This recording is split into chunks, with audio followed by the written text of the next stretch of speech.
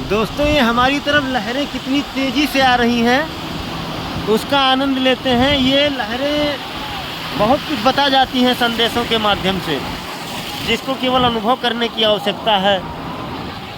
हमारे पीछे देख लीजिए कितनी तेज़ लहर आ रही है और ये हमको बहुत कुछ संदेश दे के भिगो के चली जाती हैं वापस। देख लीजिए कितना तेज़ आई है और एक अलग प्रकार का इनका जो कोलाहल है उसका सुनने का आनंद ही अलग है। धीरे धीरे हम भीग रहे हैं और उन लहरों का जो बल खाती लहराती लहरें आ रही उन्हीं का आनंद ले रहे हैं। तो दोस्तों ये बे ऑफ बंगाल का दीघा बीच है और ये एक लहर और आई हमारे पास और हमको भिगा के गई है।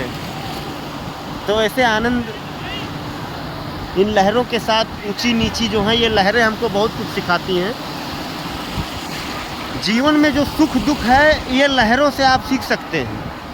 लहरें आती हैं, इनमें उतार चढ़ाव होता है और फिर एक किनारा होता है जहाँ पे जाके समाप्त हो जाती है। तो ऐसे अपने जीवन से इन लहरों से सीख लेना है दोस्तों। नमस्कार।